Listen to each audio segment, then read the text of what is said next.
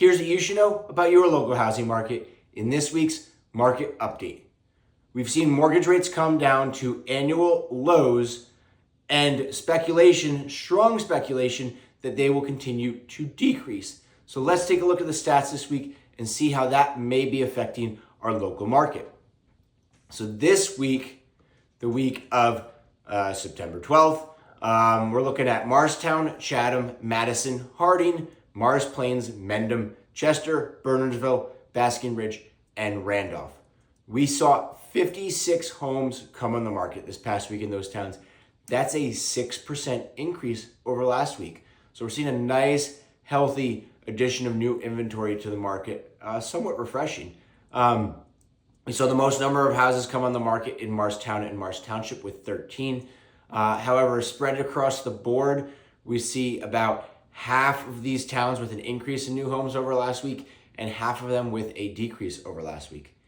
Out of these, 46 were single-family houses and 10 were condos or townhouses, so an even greater concentration of single-family houses than last week, which is promising because that's where a majority of the demand lies. Average list price this past week for these towns was $1,284,000. That's an 8% increase over last week. And the town with the highest average list price was once again Harding with average list price of $2,125,000. Total inventory is up over last week. Currently, there are 248 homes actively on the market in these towns.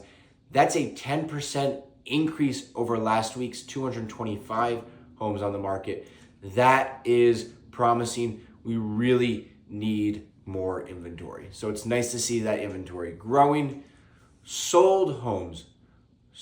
We saw 24 homes sell this past week. That is a drastic 31% decrease over last week.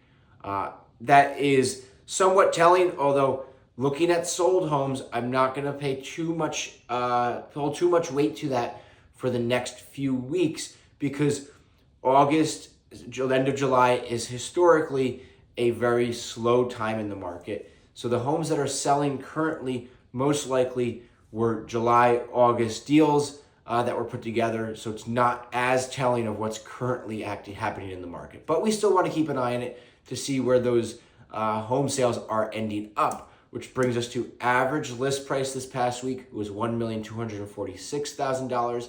Average sale price this past week was $1,238,000. The highest average sale price was in Madison at $2.3 million. This past week, the average sale to list ratio, we saw homes sell for an average of 1.2% above the list price. Now keep in mind, if you look at the average list and the average sale price was lower than the average list price, but the average sale to list ratio, we look at an average of the sale to list ratios throughout the town. So that number may not completely match up with that. So 1.2% above list price on average this past week. However, for the first time in a while, we saw a rather even distribution amongst towns where homes sold above list price and homes sold below list price. So that is somewhat surprising. Let's see if that trend continues or if that was more an indication of seasonality and homes that were selling happen to be the leftover from the spring. That we will not be able to really get a good handle on for at least a few more weeks of seeing potentially a trend or just a blip in the radar.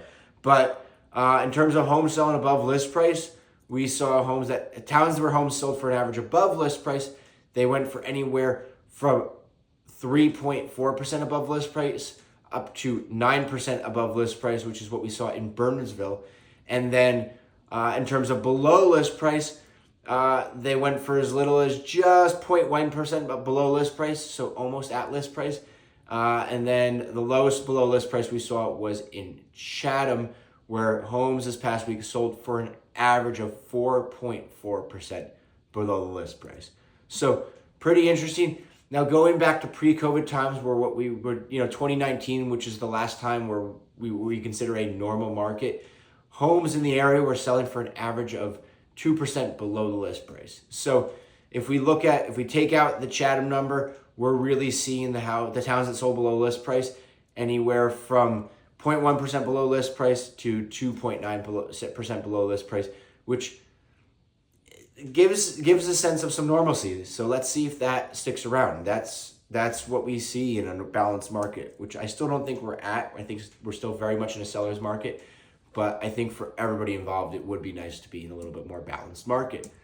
Average days on market for those homes sold was 24 days on the market. That is a 25% decrease over last week. So those homes that sold did sell much quicker than the homes that were sold the week before. And then under contract, as always, is probably the most accurate indicator of where the market currently is. While we don't have sale prices, we do have some other statistics. So total homes that went under contract this last week were 25 homes.